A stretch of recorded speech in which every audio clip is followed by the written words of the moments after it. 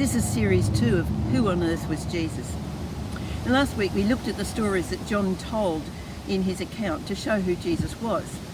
And this week I'm going to look more at the response of people to Jesus. Because we sometimes hear people say, oh, if Jesus were here today, it'd be much easier for us to believe because we could see for ourselves.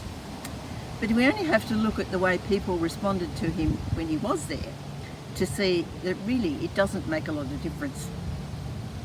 Now, the stories we looked at last week were all stories that showed something about who Jesus was. And the last one we looked at was feeding the 5,000. We saw that after this, some people started to turn away from him. This started when they wanted to make him king, and Jesus challenged them. And he said, your motives are wrong.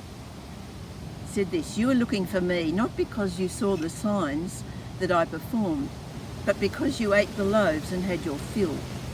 Do not work for the food that spoils, but for food that endures to eternal life, which the Son of Man will give you.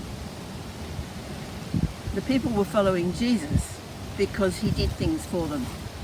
He could heal their sicknesses, he could give them food. Their focus was on the physical, but Jesus wanted them to look beyond the physical to the spiritual. Now, we mentioned last time that giving bread in the desert was a sign that he was the Messiah, because that was the belief that when the Messiah came, there would be bread from heaven. And rather than Jesus saying he could produce that bread, he is saying, I am the bread.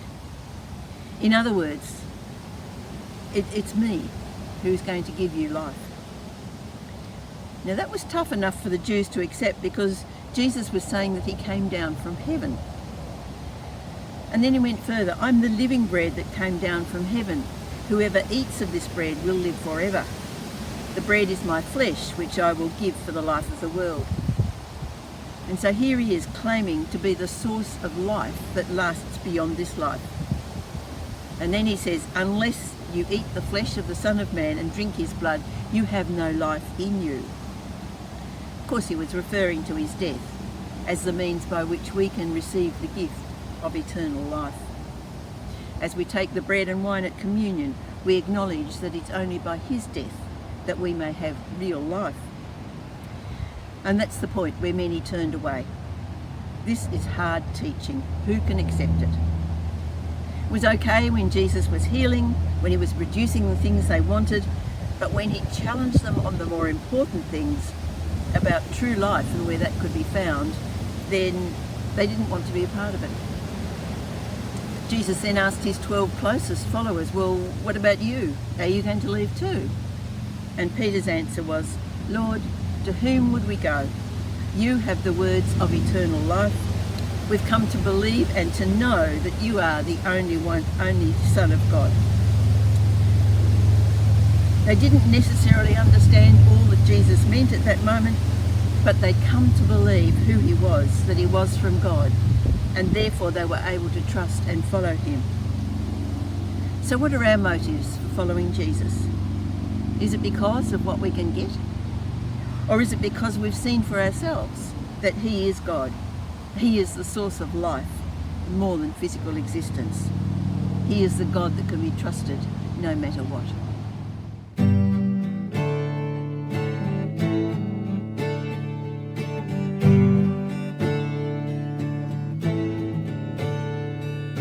Giver of grace, how priceless your love for me, purer than silver, more costly than gold. Giver of life, all that I ever need, strength for my body and food for my soul. Oh, you are good, so good to me, yes, you are good, so good to me, oh, you are good, so good to me, yes, you are good, so good to me.